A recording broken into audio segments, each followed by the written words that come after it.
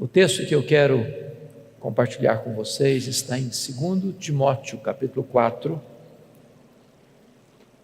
dos versos 9 a 18. Abra sua Bíblia comigo, por favor. Segunda carta de Paulo a Timóteo, capítulo 4, versos 6 a 18.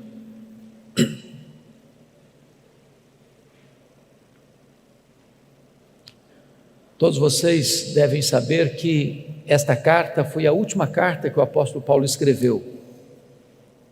E Paulo escreveu esta carta da sua segunda prisão em Roma. Segundo os historiadores, a prisão marmetina, que era uma espécie de masmorra, úmida, fria, insalubre, de onde as pessoas saíam leprosas ou saíam para o martírio. Paulo escreve essa carta já sentenciado de morte, depois de ter recebido pena capital, e antes do seu martírio, ele escreve essa carta a Timóteo, num tempo de muita turbulência, quando a igreja cristã estava sendo massacrada, quando os crentes estavam sendo crucificados e queimados vivos, quando irmãos em Cristo estavam debandando de forma geral, abandonando o apóstolo Paulo, e até mesmo seu filho Timóteo estava com vergonha dele. Paulo escreve aqui suas últimas palavras antes de morrer, e portanto essas palavras se revestem de tanta importância para você e para mim. E ele se dirige a Timóteo assim: quanto a mim, já estou sendo oferecido por libação, e o tempo da minha partida é chegado. Combati o bom combate, completei a carreira, guardei a fé. Já agora a coroa da justiça me está guardada, a qual o Senhor reto juiz me dará naquele dia, e não apenas a mim, mas a todos quantos amam a sua vinda. Procura vir ter comigo depressa, porque Demas, tendo amado o presente século, me abandonou e se foi para Tessalônica. Crescente foi para a Galácia, Tito para a Dalmácia. Somente Lucas está comigo. Toma contigo Marcos e traze-o, pois me é útil para o ministério. Quanto a Tíquico, mandei-o até Éfeso. Quando vieres, traz a capa que deixei em Trode, na casa de Carpo, bem como os livros, especialmente os pergaminhos. Alexandre, o latoeiro, causou-me muitos males. O Senhor lhe dará paga segundo as suas obras. Tu guarda-te também dele, porque resistiu fortemente às nossas palavras. Na minha primeira defesa, ninguém foi a meu favor. Antes todos me abandonaram. Que isto não lhe seja posto em conta. Mas o Senhor me assistiu e me revestiu de forças, para que por meu intermédio a pregação fosse plenamente cumprida, e todos os gentios ouvissem, e fui libertado da boca do leão. O Senhor me guardará, ou me livrará também de toda obra maligna, me levará salvo para o seu reino celestial. A Ele glória pelos séculos dos séculos. Amém. Eu quero pedir permissão para você para só voltar nesse texto, na conclusão da minha fala. Meu propósito nesta noite é apresentar a vocês o apóstolo Paulo. Quem foi este homem que morreu pobre, velho, abandonado, cheio de cicatrizes, acusado de ser o líder dos incendiários de Roma? Quem é este homem que, inobstante morrer debaixo de ostracismo, é mais influente na história do que todos os Césares de Roma juntos? Quem é este homem que plantou igrejas nas províncias da Galácia, da Macedônia, da Acaia, da Ásia Menor, que de Jerusalém ao Ilírico anunciou a esperança do Evangelho? Quem é este homem que dos 27 livros do Novo Testamento escreveu 13 deles, e que ainda hoje influencia milhões e milhões de pessoas. Meu propósito nesta noite é apresentar a vocês este homem. Quem é este homem chamado Paulo? A primeira referência que nós poderíamos encontrar dele na Bíblia está lá em Filipenses capítulo 3, versos 5 e 6, quando diz que ele foi circuncidado ao 8º dia, da linhagem de Israel, da tribo de Benjamim, hebreu de hebreus, quanto à lei fariseu, quanto ao zelo perseguidor da igreja. Diz a Bíblia em Atos 22, 3, que ele nasceu em Tarso da Sicília, por isso era um cidadão romano, e foi enviado ainda jovem para Jerusalém para estudar aos pés do grande mestre Gamaliel, neto do rabino Hilel, para ser um grande líder do seu povo. Diz Gálatas capítulo 1, versículo 14, que ele se destacou entre seus pares, entre seus contemporâneos, pelo zelo que ele tinha pela lei de Deus, pela maneira tão rigorosa com que ele estudou e se preparou para se transformar um grande rabino judaico, um homem de uma personalidade forte, um homem de um temperamento firme, um homem de uma capacidade intelectual sem precedentes no seu tempo, um homem que foi levantado para ser o grande líder do seu povo. Mas curiosamente, enquanto Saulo crescia e se fortalecia em Jerusalém, diz a Bíblia que um outro rabino também se despontava em Israel, não na decantada Jerusalém, território dos grandes luminários do saber teológico, mas na pequena, na desprezada Nazaré da Galileia, não perlustrando os bancos de uma universidade, mas com as mãos calejadas, trabalhando na faina de uma carpintaria. Diz a Bíblia que este rabino da Galileia, aos 30 anos de idade, deixa Nazaré, vai ao Jordão e é batizado por João Batista e dá início ao seu ministério. A Bíblia diz que ele ensinava não como os escribas e fariseus, mas como quem tinha autoridade. Os cegos viam, os coxos andavam, os mudos falavam, os surdos ouviam, os leprosos eram purificados, os mortos ressuscitavam, a glória de Deus nele se manifestava.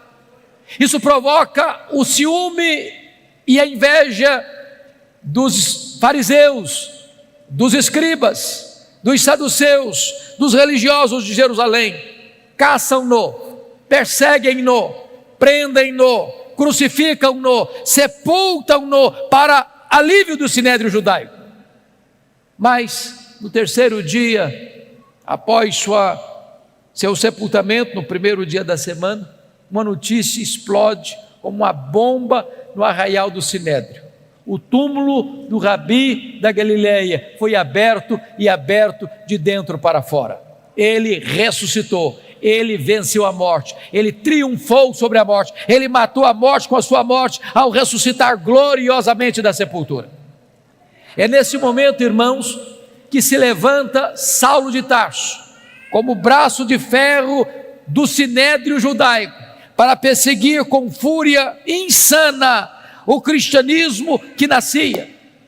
E a Bíblia nos informa que este homem recebe 2 epítetos, 2 adjetivos no livro de Atos. Primeiro, ele era uma fera selvagem.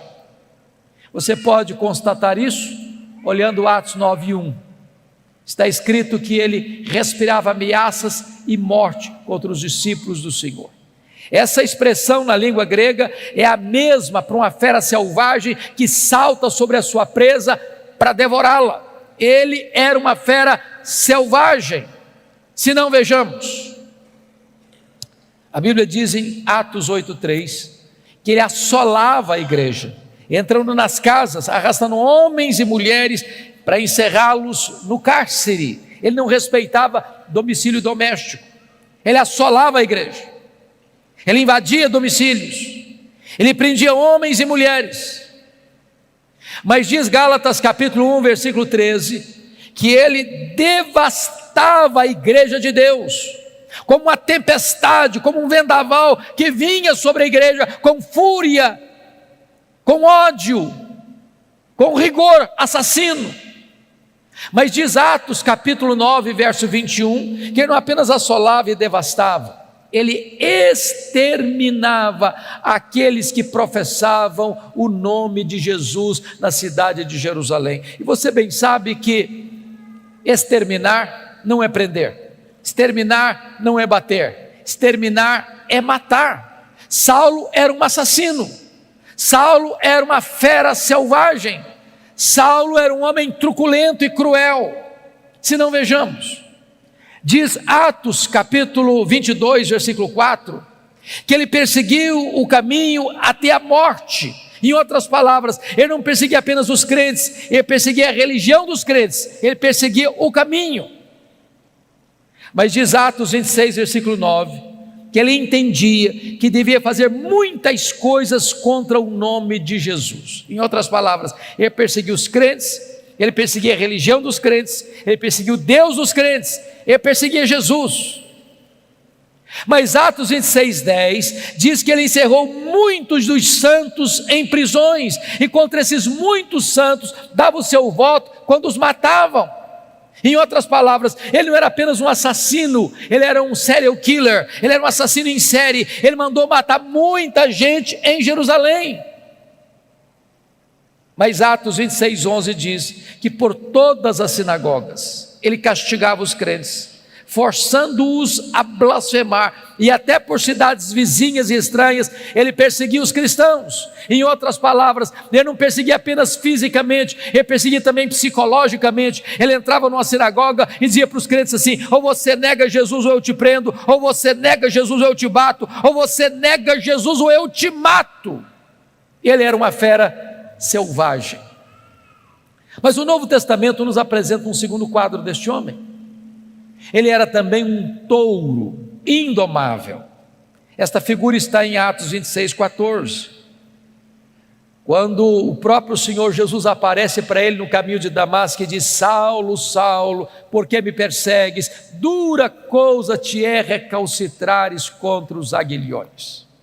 Eu fui criado na roça, como talvez alguns de vocês, e eu vi muito boi sendo amansado para o trabalho doméstico. E o principal instrumento para amansar um touro bravo é o aguilhão. Às vezes nós imaginamos que o Espírito Santo só começou a trabalhar em Saulo lá no caminho de Damasco. Isso não é verdade. Toda vez que Saulo entrava numa casa, arrastava homens e mulheres e os jogava na cadeia. Toda vez que Saulo entrava na sinagoga, prendia os crentes e batia nos crentes, forçando-os a blasfemar. Toda vez que Saulo dava o seu voto para matar um crente, dizendo o seguinte: ou você nega Jesus, ou eu te prendo, ou eu te bato, ou eu te mato. E aquele crente, em vez de negar a Jesus, preferia morrer pelo nome de Jesus, e o seu sangue era vertido. Era o Espírito Santo picando a consciência deste touro bravo, mas esse touro bravo não quer ser amansado. Até o dia que esse touro bravo, respirando ameaças e morte, vai para Damasco com o propósito de entrar na cidade e arrastar homens e mulheres para jogá-los na prisão. E de repente o domador de touro bravos brada desde os céus e o joga no chão e grita das alturas: Saulo, Saulo, por que me persegues? Dura coisa te é recalcitrares contra os aguilhões. O touro bravo está caído, o touro bravo está vencido, o maior perseguidor do cristianismo está convertido. Muda aqui radicalmente a sua história, vira-se a página da sua história, porque aquele homem que era um sanguinário, que era um assassino, que era uma fera selvagem, que era um touro indomável, agora está completamente transformado quando ele conclama e chama Jesus de Senhor. Jesus agora é o Senhor da sua vida. Diz a Bíblia que abre agora um novo capítulo na sua história, a sua preparação para o ministério. E ele é levado dali cego para a rua direita, na casa de Judas, onde ele fica 3 dias orando e jejuando, enquanto o Senhor se dirige a Ananias em Damasco, um discípulo, e diz assim: Ananias, vai à rua direita, na casa de Judas, e impõe as mãos sobre Saulo, para que ele fique curado.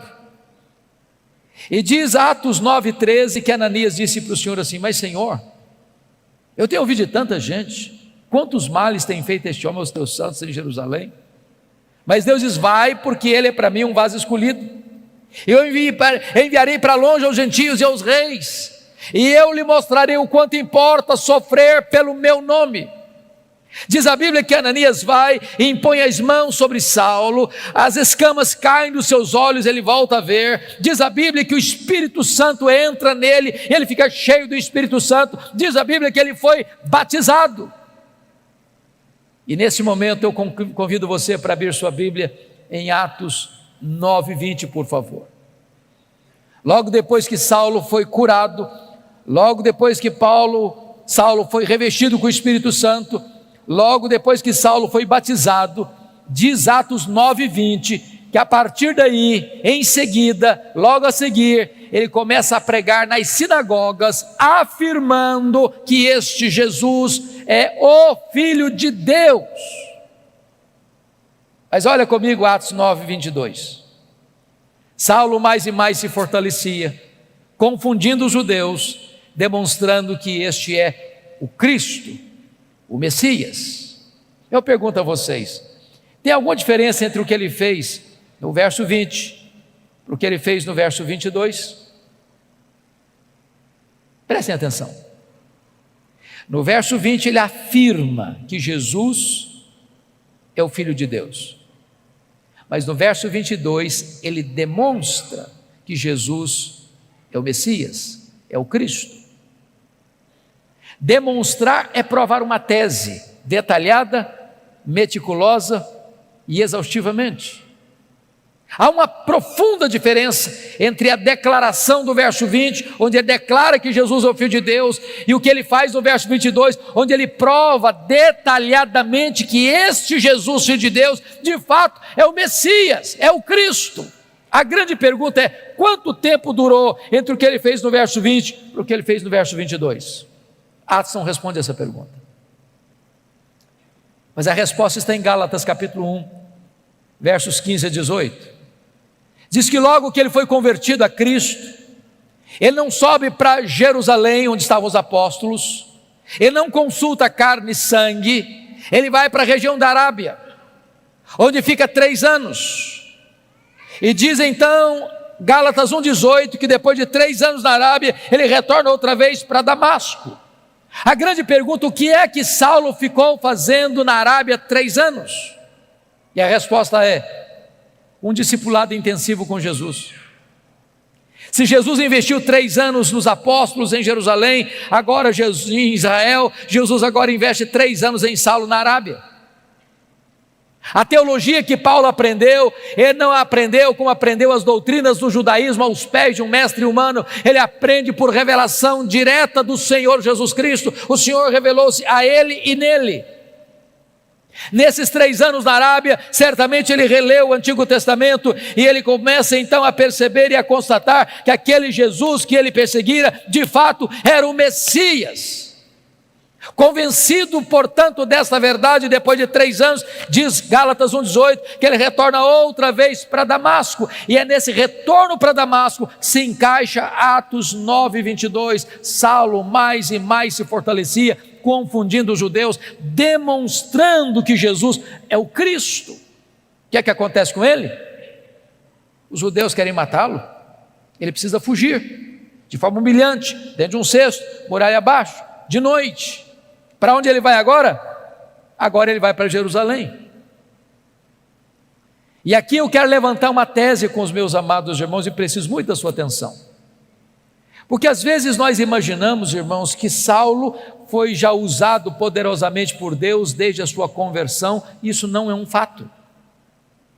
A tese que eu quero levantar é que quando Saulo vai para Jerusalém aqui, ele vai não guiado pela nova aliança, mas vai dirigido pela velha aliança. A nova aliança foi uma doutrina gloriosa que o próprio apóstolo Paulo mais tarde vai expor lá na sua 2ª carta aos Coríntios, a partir do capítulo 2, verso 14, quando ele diz: graças porém a Deus, que em Cristo sempre nos conduz em triunfo, e por meio de nós manifesta a fragrância do seu conhecimento, tanto dos que são salvos como dos que se perdem. Para um cheiro de vida para a vida, para outro cheiro de morte para a morte. Mas quem porém é suficiente para essas coisas?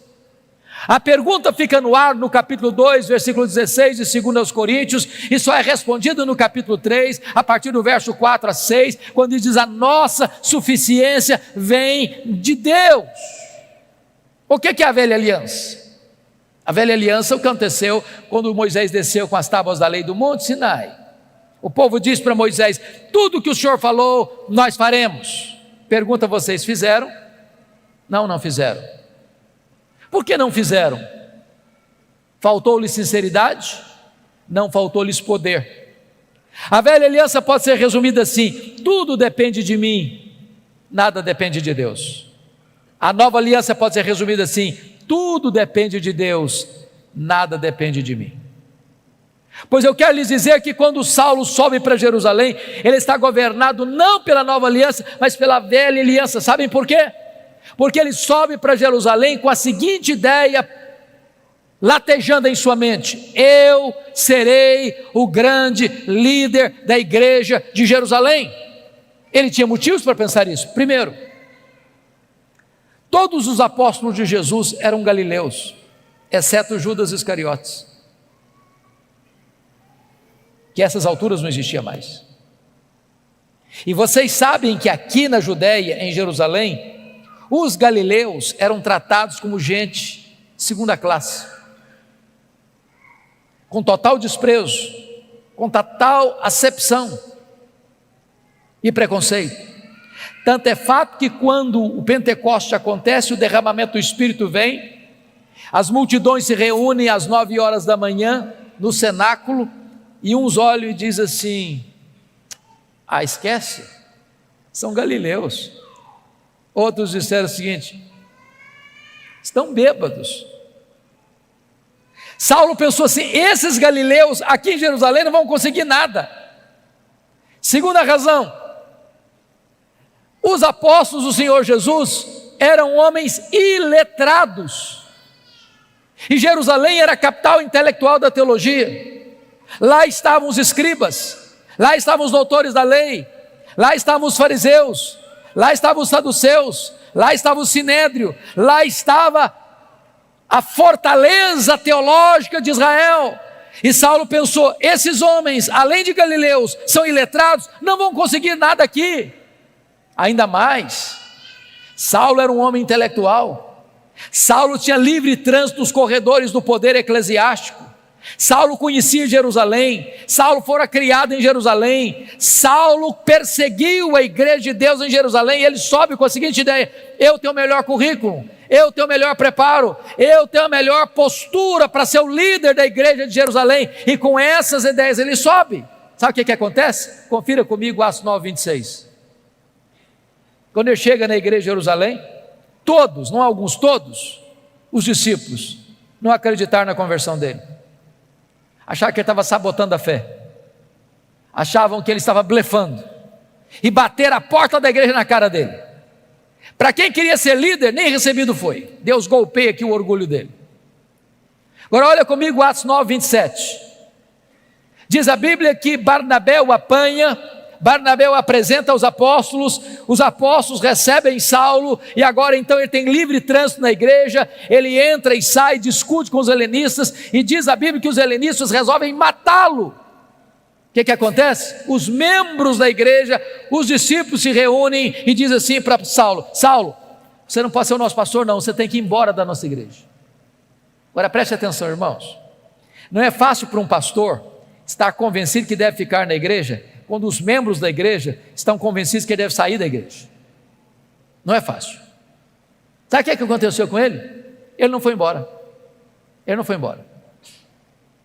Mas se você olhar Atos 26:17, não foram apenas os crentes que mandaram ele embora, não. O próprio Deus apareceu para ele numa visão em Jerusalém e diz assim: vai embora de Jerusalém, que eles não vão te ouvir. Meus irmãos, ser mandado embora pelos líderes da igreja é uma coisa, ser mandado embora pelos membros da igreja é outra coisa, mas ser mandado embora da igreja pelo próprio Deus, parece que não resta opção. Mas sabe qual a decisão dele? Ele não foi embora. Aliás, confira aí comigo Atos 22:18 e 19, que ele discute com Deus. Ele arrasou com Deus: mas Senhor, Eu persegui a igreja aqui. Quando se matou Estevão, tua testemunha estava presente, consentia nisso, até guardei as vestes daqueles que o apedrejaram. Sabe o que ele está dizendo para Deus? Ô Deus, o Senhor pensa melhor, o Senhor pensa direito. O senhor não pode cometer esse erro estratégico. Eu sou o cara, eu sou o homem, eu tenho o melhor currículo, eu tenho o melhor perfil, eu tenho o melhor preparo. Se o senhor me tirar daqui, essa aqui não vai para frente. Eu sou indispensável. Sabe o que aconteceu? Deus não mudou. Foi Saulo quem tem que mudar e mudar. Deus diz, vai! Sabe o que aconteceu com ele? Ele não foi. Ele não foi. Volte a ler comigo agora Atos 9:30 e você perceberá isso. Os discípulos pegaram Saulo e o levaram até Cesareia. Preste atenção que ele não foi, ele foi levado. Ele não saiu, saíram com ele. Ele saiu de Jerusalém como Ló saiu de Sodoma, a reboque. E mandaram-no depois para onde? Para Tarso. Onde era Tarso? O lugar que ele nasceu. Sabe o que Deus está dizendo para esse cara que você acha insubstituível? Meu filho, se você pensa que eu preciso de você, você está muito enganado. É você quem precisa de mim. Você quer saber de uma coisa? Arruma as malas e volta para casa. Arruma as malas e volta para casa. Entenda isso, amado irmão. Deus não precisa de você, é você quem precisa de Deus. Você não é insubstituível. Sabe o que aconteceu com ele? Para quem queria ser o líder, ele fica lá em Tarso mais de 10 anos, no molho, no anonimato, longe dos holofotes, longe das luzes da ribalta. Sabe por quê, irmãos? Porque primeiro Deus estava trabalhando nele, para depois Deus trabalhar através dele. Deus está mais interessado em quem você é do que no que você faz. Você primeiro precisa entender que tudo depende de Deus, nada depende de você. Mas o pior não tinha acontecido não. O pior está em Atos 9:31, confira aí comigo. No dia que Saulo arrumou as malas e foi embora da igreja de Jerusalém, diz a Bíblia que a igreja passou a crescer e passou a ter paz. Você quer uma coisa pior do que isso para um pastor? No dia que o pastor vai embora da igreja, todos os problemas da igreja se resolvem. A igreja explode em crescimento. Tudo depende de Deus, nada depende de nós. Muitos anos depois, acontece um avivamento em Antioquia da Síria, terceira maior cidade do mundo. A igreja de Jerusalém manda para lá Barnabé, e diz Atos 11:25 que Barnabé, ao chegar lá, corre para Tarso, lembra-se de Saulo, pega Saulo, leva para Antioquia, e lá eles ensinam uma multidão de discípulos. Então Atos 13:1-3 diz que quando a igreja estava reunida em oração e jejum, o Espírito Santo apareceu e disse assim: separai-me agora a Barnabé e a Saulo para a obra que os tenho chamado. Agora preste bem atenção a quem o Espírito Santo mandou separar. Não foi Saulo e Barnabé, foi Barnabé e Saulo. Você já foi reserva alguma vez? Já ficou na sombra de alguém alguma vez? Ele não era o líder, ele era o liderado. Deus ainda estava trabalhando nele para depois Deus trabalhar através dele. Então eles saíram para a obra missionária. O jovem João Marcos, primo de Barnabé, os acompanha como auxiliar dos dois missionários. Eles chegam em Pafos, e diz a Bíblia que ali em Pafos o procônsul Sérgio Paulo está interessado no evangelho, mas o seu mágico particular Elimas tenta impedir o procônsul de ouvir o evangelho, e diz a Bíblia que Saulo, cheio do Espírito Santo, se dirige ao mágico assim: ó filho do diabo, até quando perverterás os retos caminhos de Deus, pois ficarás cego. O mágico fica cego, os olhos espirituais do procônsul são abertos e ele é convertido a Cristo. E diz a Bíblia que a partir dali, Saulo deixa de usar o seu nome judaico Saulo para usar o seu nome romano Paulo, e a partir dali ele se transforma no maior líder do cristianismo. Sabem por quê? Porque agora eu tinha entendido a verdade: tudo depende de Deus, nada depende de mim. Dali eles saem para perto da Panfilha, Atos 13:13. Diz a Bíblia que em Atos 13:13, em perto da Panfilha, o jovem João Marcos deixa os dois missionários e volta para Jerusalém. Você pode até perguntar: por que o João Marcos deixou os dois missionários? A Bíblia não diz, mas eu lhes darei 3 possibilidades. Primeira, quando ele saiu de Antioquia, ele pensou que fazer missões era turismo. Quando ele percebeu que não era turismo, ele ficou decepcionado e disse: não, isso eu não quero não. Segunda possibilidade, quando ele saiu de Antioquia, o líder da caravana era o seu primo Barnabé. No meio do caminho muda o comando, agora é Paulo o comandante. Não, sob o comando do meu primo eu vou, o comando desse outro aqui eu não vou não. Terceira possibilidade, eu creio nessa. Diz Gálatas capítulo 4, versos 13 a 15, que Paulo pregou o evangelho pela primeira vez na Galácia, Antioquia da Pisídia, Icônio, Derbe e Listra, por causa de uma enfermidade física. Que enfermidade física era essa? Que ele chamou em 2 Coríntios 12, 7, de um espinho na carne, mensageiro de Satanás, para lhes bofetear, a fim de que ele não se ensoberbecesse. A Bíblia não diz que ele saiu doente de Antioquia, mas a Bíblia diz que ele chegou doente no primeiro destino da sua viagem missionária. Os estudiosos afirmam que Paulo contraiu uma malária em Antioquia, nessa região de perto da Panfilha, que era uma região alagadiça, pantanosa, com forte incidência de malária, que dava uma dor de cabeça alucinante, que afetava a visão inclusive. Então João Marcos deve ter pensado assim: bom, eu estou muito jovem para ficar doente, eu vou voltar para a casa da minha mãe. Então diz a Bíblia que ali Paulo contrai essa malária, não diz que contrai a malária, mas que ele sai doente, e chega subindo as montanhas do Cáucaso, chega nessa região da Galácia do Sul, onde ele enfrenta muitas lutas, ele é apedrejado, ele enfrenta dramas crudelíssimos, mas deixa igrejas plantadas, deixa liderança estabelecida, ele planta igrejas e estabelece liderança daquelas igrejas, apesar de tantas dificuldades. Diz Atos 14, verso 26 e 27, que ao término dessa primeira viagem missionária, eles retornam para a igreja de Antioquia da Síria, reúnem a igreja e relatam à igreja quantas coisas fizeram Deus por intermédio deles, e como Deus abrir a porta do evangelho para os gentios. Aqui uma nota de rodapé, meus irmãos: há espaço para testemunhos na igreja, mas não há espaço para projeção humana na igreja. Eles não relataram quantas coisas fizeram eles relataram quantas coisas fizera Deus.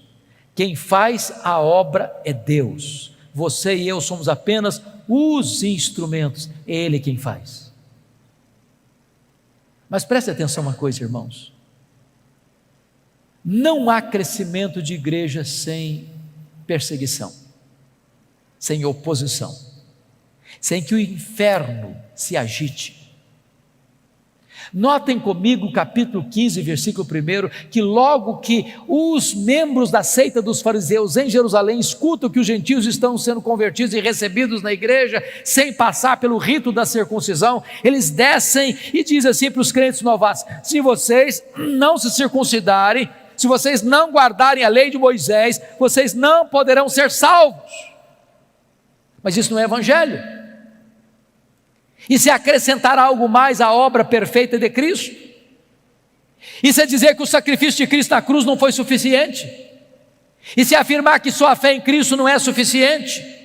Isso é uma deturpação do evangelho verdadeiro.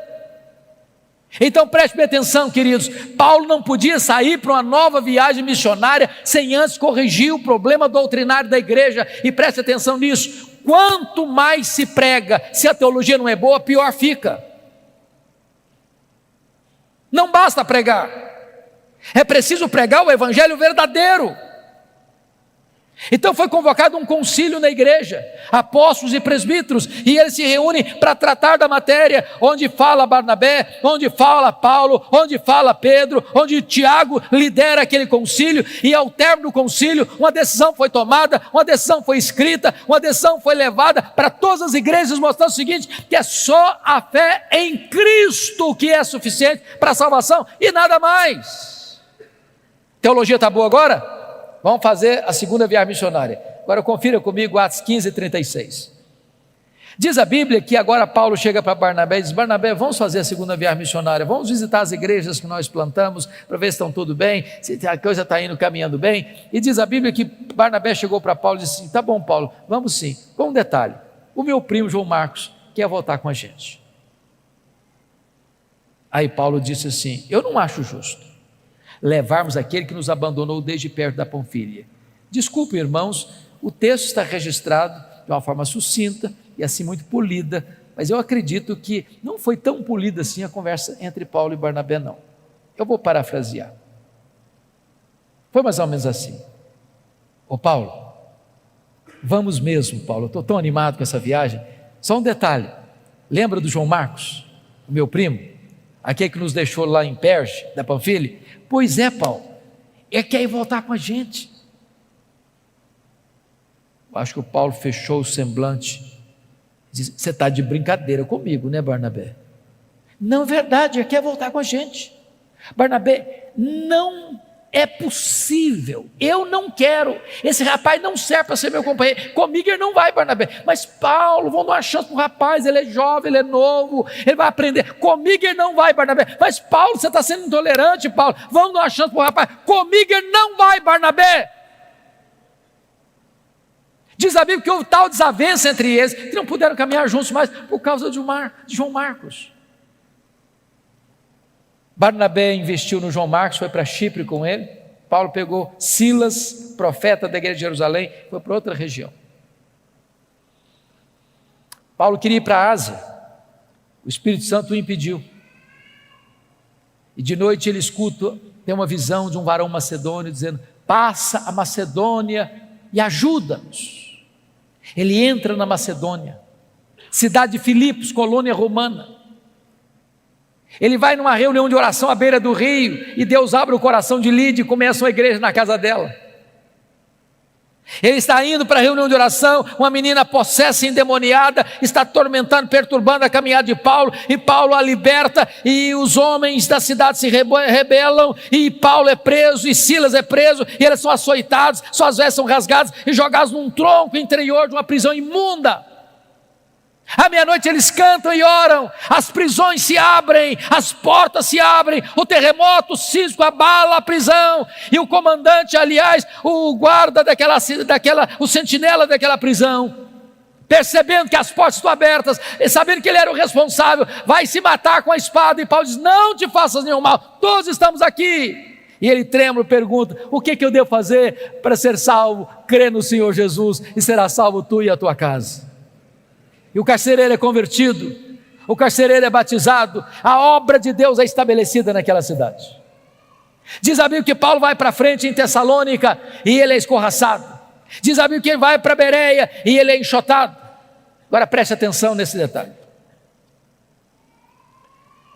Quem dá a direção missionária da igreja é Deus, mas quem escolhe os melhores métodos somos nós. Prestem atenção no que Paulo vai fazer. Paulo só vai se fixar em cidades estratégicas. Ele sabia que tinha pouco tempo. Filipos é colônia romana, Tessalônica era a capital da Macedônia, Bereia era a importante cidade da Macedônia, Atenas era a capital intelectual do mundo, Corinto era a capital da província da Caia, Éfeso era a capital da província da Ásia Menor. O que Paulo está nos ensinando, irmãos? Metodologia missionária. Vamos plantar uma igreja? Vamos. Onde? Que cidade? Vamos comprar um terreno? Vamos alugar um salão? Vamos construir um templo? Vamos. Em que bairro?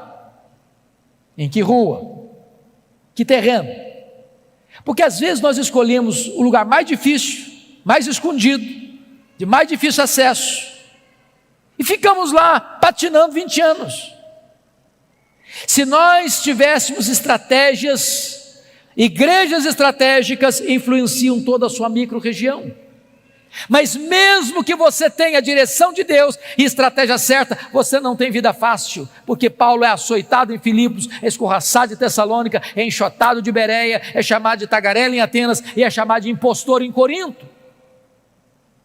Ele já tinha escrito a primeira carta aos Gálatas lá em Antioquia da Síria, e agora quando ele chega em Corinto, ele escreve as suas duas cartas aos Tessalonicenses. Ele vai para a terceira viagem missionária em Éfeso, e vocês sabem que Éfeso, capital da Ásia Menor, era uma cidade de mais de 300 mil habitantes, era um centro de culto pagão da época, porque o grande templo da deusa Diana estava lá, uma das 7 maravilhas do mundo antigo. E Paulo chega nessa cidade idólatra, Paulo chega nessa cidade cheia de feitiçaria, e diz a Bíblia que em 3 anos que ele fica ali, ele desarticula a idolatria, ele desarticula a feitiçaria, a palavra de Deus prevalece na cidade, igrejas são plantadas em toda a província, como Esmirna, Pérgamo, Tiatira, Sardes, Filadélfia, Laodiceia, Colossos e Herápolis. Amados irmãos, eu não posso entender um fato desse. Com toda a tecnologia que você e eu temos hoje, de rádio, de televisão, de Bíblia impressa, de folheto, de zap e de tudo mais. Chega uma cidade de 300 mil habitantes, 3 anos. Se você não tomar muito cuidado, nem o seu bairro sabe que você está ali. Paulo chega numa cidade 3 anos, sem nada disso, e a cidade é impactada, a cidade é transformada, igrejas são plantadas. E agora diz a Bíblia que ali de Éfeso ele escreve as suas 2 cartas à igreja de Corinto, está saindo da igreja, indo para Jerusalém, levar uma oferta para os pobres da Judéia. Isso porque ele assumiu um compromisso em Gálatas 2,10 de ir para os gentios, mas não se esquecer dos pobres. Isso porque Atos 18,2 diz que no tempo de Cláudio uma grande fome invadiu o mundo e muitos judeus foram expulsos, aliás, os judeus foram expulsos de Roma e voltaram para a Judéia sem casa, sem propriedades para trabalhar. E Paulo levanta uma oferta e vai levando essa oferta. Quando ele chega para embarcar em Mileto, ele diz para os presbíteros de Éfeso assim: o Espírito Santo me assegura que o que eu vou enfrentar pela frente são cadeias e tribulações, mas em nada eu considero a vida preciosa para mim mesmo, conquanto que eu complete a minha carreira e o ministério que eu recebi do Senhor Jesus para testemunhar o evangelho da graça de Deus. Quando ele chega e desembarca em Cesareia Marítima, Ágabo prende com o cinto e diz: você vai ser preso em Jerusalém, é isso que vai acontecer com você lá. Os discípulos tentam demover, ele diz: eu estou pronto não só a ser preso, eu estou pronto a morrer por Jesus em Jerusalém. Ele chega e é preso mesmo. Os judeus resolvem matá-lo. 40 judeus entram em conspiração de anátema: nós não vamos comer, nós não vamos beber enquanto não matar Paulo. A notícia chega ao comandante, ele é transferido naquela noite para Cesareia Marítima, onde fica 2 anos sendo acusado pelos judeus. Diante da fraqueza do governador Festo, pronto a entregá-lo ao Sinédrio, e o Sinédrio pronto a matá-lo no caminho, Paulo, percebendo a jogada, diz: eu sou cidadão romano e eu quero ser julgado diante de César. E o governador diz: para César você quer ir? Para César você irá. Mas Deus já havia dito para ele, lá em Atos 23:11, quando ele estava preso na fortaleza em Jerusalém: coragem, Paulo, assim como você deu testemunho aqui em Jerusalém, eu quero que você dê testemunho também em Roma. Ora, irmãos, Deus o queria em Roma, e quando ele escreveu sua carta aos romanos, indo para Jerusalém, na Macedônia, ele disse que queria ir para Roma, e de Roma ser enviado à Espanha. O que você espera? Se Deus o quer em Roma, e se ele quer ir para Roma, você espera que a viagem fosse tranquila. Diz Atos 27, que quando ele está para embarcar, ele diz para o comandante assim: não é prudente viajar não, está chegando o inverno, não se navega com segurança no inverno. Mas o comandante não escutou Paulo não, e diz a Bíblia que aquela viagem se torna turbulenta, uma tempestade terrível, o navio se arrebenta todo, o trigo que carregavam teve que ser jogado no mar, e um anjo aparece para Paulo no navio e diz: coragem, Paulo, ninguém vai morrer, tem 276 pessoas nesse navio, todo esse time vai estar entregue nas suas mãos, eu por amor a você vou poupar essa gente, mas vocês vão ter que dar numa ilha. Quando o dia amanheceu, eles avistaram a ilha de Malta, e diz a Bíblia, quando desembarcaram, tinha uma fogueira para aquecê-los, e diz a Escritura que a única pessoa que tentou então manter a fogueira acesa foi o apóstolo Paulo, foi catar graveto e jogar naquela fogueira, e quando ele joga um punhado de graveto na fogueira, uma víbora brota do fogo e prende na mão do Paulo. Quando a cobra prende na mão do Paulo, os malteses gritaram: é um assassino, tenta se livrar do mar, a justiça não deixa viver, vai cair, vai inchar, vai morrer. Não caiu, não inchou, não morreu, mudar de opinião, é um Deus. Não, agora não é nem um assassino, nem um Deus, é o servo do Deus vivo. Não foi a tempestade que levou Saulo, ou melhor Paulo, para ele de Malta, foi a mão da providência divina. porque tinha o pai do prefeito doente, Paulo orou por ele, foi curado, os demais enfermos vieram e eles foram curados, e Paulo passa ali os 3 meses do inverno e recebe toda a ajuda para ir para Roma com todas as suas necessidades supridas. E então diz a Bíblia que ele chega em Roma, não como sonhara chegar, mas chega preso, chega algemado. E ele escreve a sua carta aos Filipenses, diz assim: meus irmãos, eu quero que vocês saibam que as coisas que me aconteceram têm antes contribuído para o progresso do Evangelho.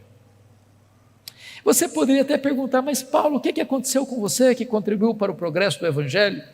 Ele faria um resumão para nós assim: olha, eu fui perseguido em Damasco, eu fui rejeitado em Jerusalém, eu fui esquecido em Tarso, eu fui apedrejado em Listra, eu fui açoitado em Filipos, eu fui escorraçado em Tessalônica, eu fui enxotado de Bereia, eu fui chamado de tagarela em Atenas, eu fui chamado de impostor em Corinto, eu enfrentei feras em Éfeso, eu fui preso em Jerusalém, eu fui acusado em Cesareia, eu enfrentei um naufrágio para Roma, eu fui picado por uma cobra em Malta, eu cheguei em Roma preso e algemado, mas eu quero que vocês saibam que as coisas que me aconteceram têm antes contribuído para o progresso do Evangelho.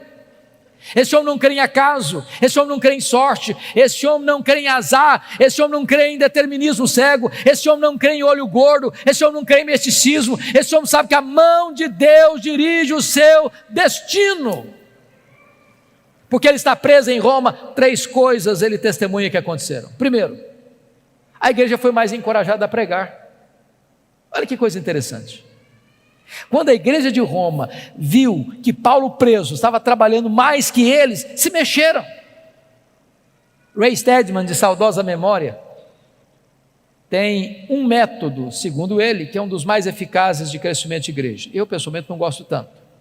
Ele diz o seguinte: você quer ver a igreja crescer? Bote os pastores na cadeia e a igreja crescerá.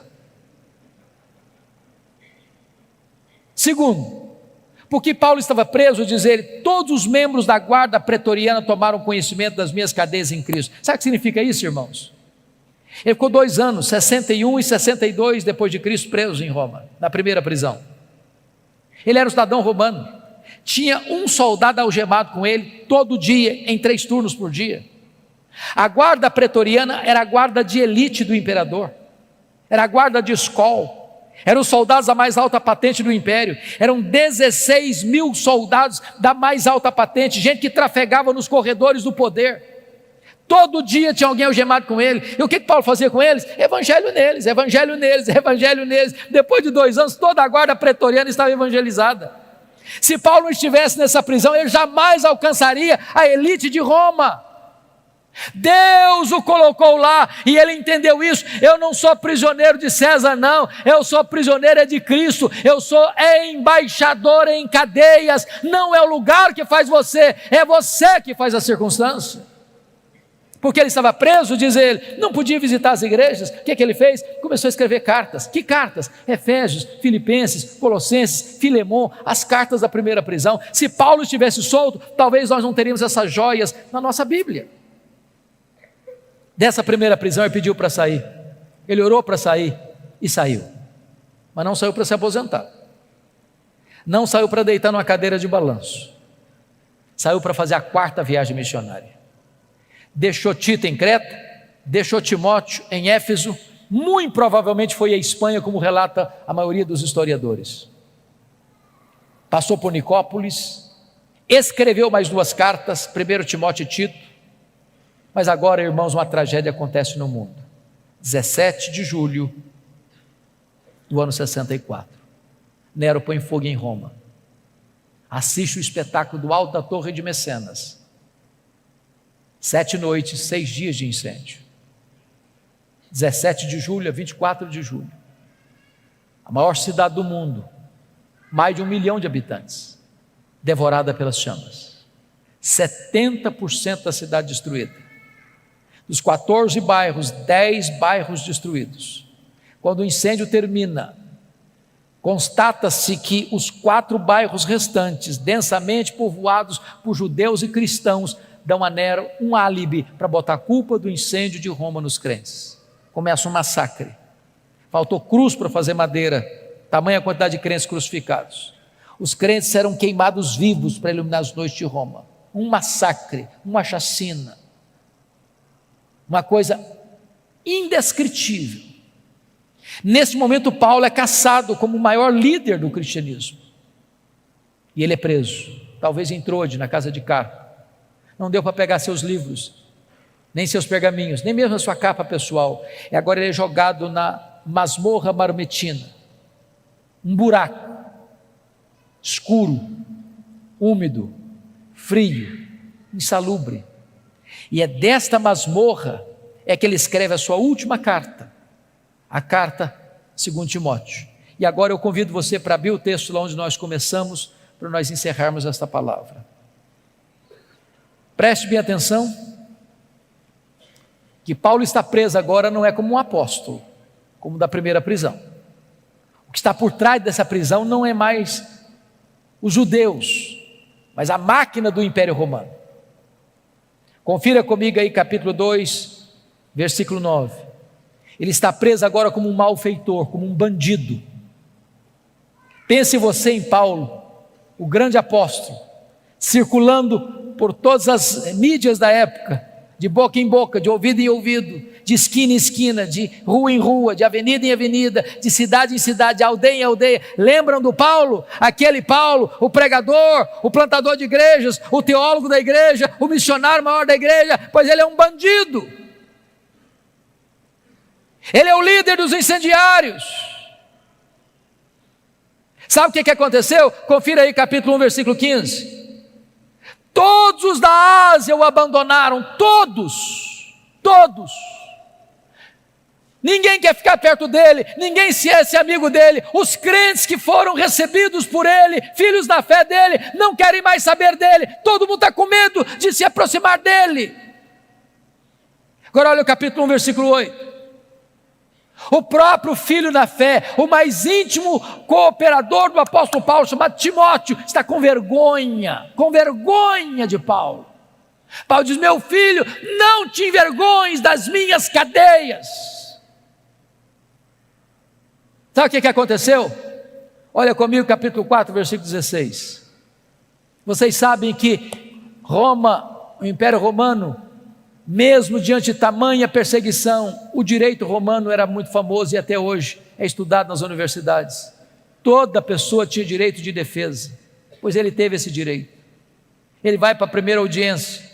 Na minha primeira defesa, diz capítulo 4, 16, ninguém foi a meu favor. Pense comigo nessa cena. Paulo deve ter ido para lá assim pensando: vai ter muito crente lá para me defender, para dizer que eu não sou um bandido, para dizer que eu sou homem de Deus, para dizer que eu sou um apóstolo, para dizer que eu sou um pregador do evangelho, para dizer que eu sou comprometido com outra causa, a causa do bem, a causa do amor, a causa da salvação. Vamos dizer que eu não sou esse homem de quem estão acusando aí. Quando ele chega lá, não tem ninguém para defendê-lo. Sabe o que aconteceu? Ele é condenado, não à prisão perpétua, é condenado à pena de morte. Pena de morte. É dessa forma que ele escreve essa carta. O que ele tem para repartir conosco? Primeiro, vai fazer uma avaliação da vida. Olha aí a avaliação do passado. Versículo 7, combati o bom combate, completei a carreira, guardei a fé. Todos os verbos estão no passado. Está dizendo o seguinte: a vida não foi amenidades não, eu não larguei a obra no meio do caminho não, eu não prostituí meu ministério não, eu guardei a fé. Ele faz uma avaliação agora do seu presente no verso 6, quanto a mim já estou sendo oferecido por libação, e o tempo da minha partida é chegado. Sabe o que ele está dizendo? Ele está dizendo o seguinte: não é Roma que vai me matar não, eu que vou me entregar. Eu não vou me entregar para Roma não, eu vou me entregar como libação ao Senhor, e eu não vou morrer também não, eu vou partir, porque essa palavra partida aí é um eufemismo para a morte. Essa palavra no grego tem 3 significados. Primeiro, é aliviar alguém de um peso. Sabe o que é morrer para um crente? É descansar da sua fadiga. Segundo, é desatar um bote e atravessar para o outro lado do rio. Sabe o que é morrer para um crente? É fazer a última viagem rumo à pátria celestial. Sabe o que significa a palavra partida? Significa o seguinte: é que você agora, nessa palavra, significa levantar acampamento, afrouxar as estacas de uma barraca provisória e ir para sua casa permanente. Sabe o que é morrer para um crente? É mudar de endereço, é ir para a casa do Pai. Paulo não está com medo de morrer, porque sabe em quem tem crido e sabe para onde está indo. Agora faz uma avaliação do seu futuro no versículo 8. E ele diz o seguinte: já estou indo receber a coroa da justiça, a qual o Senhor reto juiz me dará naquele dia, e não apenas a mim, mas a todos quantos amam a sua vida. Sabe o que ele está dizendo, irmãos? Não importa se Nero me considera um bandido, o que importa para mim é que eu vou comparecer perante o reto juiz, e o reto juiz já guardou para mim a coroa da justiça. Eu não estou indo para o cadafalso, não, eu estou indo receber a coroa da justiça, eu estou indo para a glória celestial. Mas esse homem não é um super-homem. Ele abre o coração no final da vida e compartilha conosco a sua dor. O primeiro drama que esse homem enfrenta, confira comigo aí, versículo 9, é o drama da solidão. Procura vir ter comigo depressa. Olha o verso 21. Venha, meu filho, mas venha antes do inverno. Oh, amados irmãos, gente precisa de Deus, mas gente precisa de gente. Todos nós aqui precisamos de um amigo, de um ombro, de alguém com quem repartir as dores e abrir o coração. Eu não sei quantos de vocês notaram, o ano passado foi um ano muito doloroso, muito triste para a igreja evangélica. Muitos pastores evangélicos tiraram a sua vida, cometeram suicídio o ano passado. Às vezes você lida com multidão e vive no universo da solidão. Você precisa ter um amigo em quem você confia para repartir as dores do seu coração. Paulo é um apóstolo, mas ele está dizendo: eu preciso de você, meu filho, venha ter comigo, eu preciso encostar minha cabeça no seu peito antes de morrer, venha depressa, eu não posso esperar mais. Segundo drama que esse homem enfrenta, meus irmãos, está no versículo 10, olha comigo, é o drama do abandono. Demas, tendo amado o presente século, me abandonou. Não é fácil ser abandonado, não é fácil ser abandonado no final da vida, não é fácil ser abandonado quando você precisa de ajuda, não é fácil ser abandonado quando você mais precisa de socorro, não é fácil ser abandonado por aqueles que você um dia ajudou, não é fácil ser abandonado quando você está sofrendo injustiça. Paulo está enfrentando o drama do abandono. Talvez você que entrou aqui hoje está enfrentando algum tipo de abandono dentro da sua casa, pelo seu namoro, namorado, namorada, noivo, noiva, marido, esposa, amigo, amiga, irmão, irmã, eu não sei. O drama do abandono é cruel e Paulo está lidando com esse drama. Terceiro drama que ele enfrenta, confira comigo aí o versículo 14 e 15, o drama da traição. Alexandre o Latueiro causou-me muitos males. Diz os historiadores que foi esse indivíduo que delatou o apóstolo Paulo, culminando na sua segunda prisão e no seu consequente martírio. É gente que puxa o seu tapete, é gente que apunhala você pelas costas, é gente que torce para você cair, é gente que celebra quando você chora, é gente que chora quando você está feliz. Muitas vezes, meus irmãos, embora você é um crente, você é um líder, você enfrenta o drama da traição. Sabe o que Paulo diz? Não tente vingar-se, não tente dar o troco, não tente revidar, não tente guardar mágoa no seu coração. Você não sabe lidar com isso, entregue essa causa nas mãos de Deus. O Senhor lhe dará paga, eu não. Meu papel é perdoar, meu papel é pagar o mal com o bem. Entregue essa causa nas mãos de Deus. Quarto drama que ele está enfrentando, versículo 13, confira comigo, o drama das privações. Ele está enfrentando 3 privações. Primeiro, privação emocional, gente precisa de gente. Privação mental, ele está precisando de ler. Paulo me impressiona muito, porque sabe que vai morrer, está querendo estudar mais. Tem gente que passa a vida inteira e não estuda nada. É hora de você parar para pensar se você é uma pessoa que lê. Quem não lê não enxerga. Quem não lê vai ser comandado. Quem não lê não discerne. Quem não lê não entende. Paulo sabe que vai morrer, mas quer estudar um pouco mais. Não quer abrir mão da palavra de Deus. Ele quer se alimentar da palavra de Deus. Ele quer enriquecer a sua alma, mesmo no final da sua própria vida. Mas ele enfrenta ainda, irmãos, o drama das privações físicas. O inverno está chegando, não tem uma capa para usar. Você sabe que gente velha sente mais frio que gente nova. Lá em Roma, no inverno, faz mais frio numa masmorra do que fora dela, e a temperatura baixa a 0 grau, até mais do que isso. Ele está dizendo o seguinte: meu filho, se você não vier logo, eu vou morrer de frio antes de ser degolado. Traz a minha capa quando você vier. Sabe o que me impressiona com isso? O maior pastor, maior teólogo, maior missionário, maior plantador de igrejas da história do cristianismo, não tem uma capa surrada para usar no inverno. E você? Tem casa, tem cama, tem roupa, tem comida, tem conforto, e às vezes você está murmurando. Está murmurando.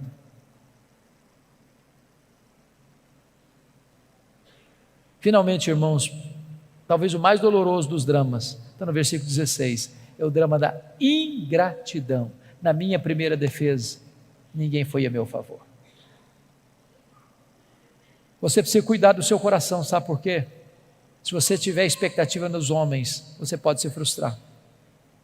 Você investe, você semeia, você abençoa, você trabalha, e quando você precisa de ajuda, às vezes essa ajuda não chega. Essa mão estendida não se abre para você. Mas bendito seja Deus, porque diz no verso 17 assim: mas o Senhor me assistiu e me revestiu de forças. Pode faltar para você o apoio dos homens, mas não faltará para você o apoio de Deus. Pode faltar para você o apoio da terra, mas não faltará para você o apoio do céu. Deus nunca vai desamparar você. Mas, amados irmãos, chega o dia da execução. Você pode imaginar o que esse homem está sentindo? Há alguns anos nós vimos com muita tristeza um brasileiro sendo executado num país asiático. A embaixada brasileira lutou. Muitas cartas, centenas de cartas foram para aquele país. Nada adiantou. Aquele moço, pegado com drogas, foi executado. Não é fácil. Chega o dia, no corredor da morte. Agora imagine esse homem carcereiro, indo lá na masmorra de Marmetina, escura, úmida, insalubre, um buraco de pedra, escorrendo água, o inverno está chegando, é muito úmido. Eu imagino esse homem andando pelos corredores escuros daquela prisão. Eu imagino aquele homem abrindo aquela pesada porta de ferro dessa masmorra. Eu imagino esse homem entrando com a tocha de fogo para conseguir enxergar muito bem o que está lá dentro. E ele grita então: prisioneiro Paulo, prisioneiro Paulo, prisioneiro Paulo. Talvez lá no canto, alguns trapos em cima da pedra úmida, aquele velho cheio de cicatrizes se levanta e diz: sou eu estou aqui. Ele é acorrentado, ele é retirado dessa masmorra úmida, ele é levado ao cadafalso, ao local do patíbulo e da execução. E eu imagino esse homem perguntando para ele assim: você quer dizer algumas palavras antes de morrer? Pensando que ele havia de dizer da mágoa, da dor, do ressentimento, da revolta, da tristeza, da decepção. E o velho apóstolo responde: sim, eu quero dizer algumas palavras antes de morrer. Naquele momento, ele ergue os olhos aos céus e diz a ele: ao Senhor Jesus, glória pelos séculos dos séculos, amém. Botou a cabeça no cepo da forquilha, a espada de Roma tosou-lhe a cabeça, corpo para um lado, cabeça para o outro, tombou na terra como um mártir, mas foi recebido no céu como um príncipe. Este homem, irmãos, que diz para você e para mim: sede meus imitadores, como eu sou imitador de Cristo. Que Deus nos ajude nesse tempo em que o evangelho está tão desfigurado, onde os pregadores estão sendo tão comercializados por interesses humanos. Que Deus reavive no nosso coração a paixão pelo ministério. Que Deus nos dê um senso profundo do que significa a obra de Deus. E que você e eu sejamos homens segundo o coração de Deus, mulheres segundo o coração de Deus, cheio do Espírito Santo, entendendo que se vivemos para o Senhor, vivemos, mas se morremos para o Senhor, morremos. Quer pois vivamos, quer pois morramos, nós somos do Senhor. Eu quero orar com vocês, quero colocar a sua vida diante de Deus, quero desafiar você a viver uma vida digna do Evangelho. Eu queria que você ficasse em pé onde você está, e eu quero colocar a sua vida diante do trono da graça.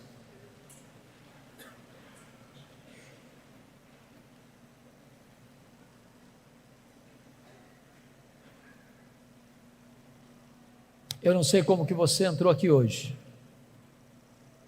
eu não conheço todas as suas lutas, eu não conheço a sua biografia, a sua história, mas Deus está neste lugar, e hoje Ele quer fazer uma grande obra no seu coração. Assim como Ele pegou Saulo e o transformou, assim como Ele usou ao redor do mundo, Ele pode fazer uma grande obra também no seu coração. Feche os seus olhos, por favor. Ponha a sua vida nas mãos de Deus. Coloque-se à disposição de Deus, para que Ele manifeste na sua vida o seu poder e a sua glória. Rendemos-te graças, Deus, pela história do apóstolo Paulo. Rendemos-te graças pelo legado que ele nos deixou. Rendemos-te graças porque o ministério dele alcançou nações, povos e línguas. Rendemos-te graças porque este evangelho chegou até nós. Rendemos-te graças porque hoje tu nos desafias também a ir por todas as nações, todas as etnias da terra, levando a esperança do evangelho. Aqui está a tua igreja, aqui está o teu povo. Reveste este povo com o poder do Espírito Santo, capacita este povo com a unção do alto, e permita, meu Deus, que nada neste mundo atraia o nosso coração, nem as riquezas, nem os prazeres, nem o sucesso, nem o glamour deste mundo seduza o nosso coração. Que o nosso coração seja totalmente teu, que a nossa alma esteja repleta e cheia e transbordante do poder do Espírito Santo, que a tua glória inunde esta casa, que a tua glória inunde cada coração aqui, e que a tua igreja aqui representada em diversas denominações e igrejas dessa região, saia, meu Deus, no poder do Espírito Santo, para impactar essas cidades, para influenciar essas cidades com o poderoso evangelho do Senhor Jesus Cristo. Muito obrigado por esta noite, muito obrigado por esta igreja que nos acolhe, muito obrigado pela presença do teu povo, muito obrigado, meu Deus, por este culto precioso, muito obrigado pela tua palavra bendita, e receba nesta noite o tributo de louvor do nosso coração, pois choramos em nome de Jesus, a razão da nossa esperança. Amém.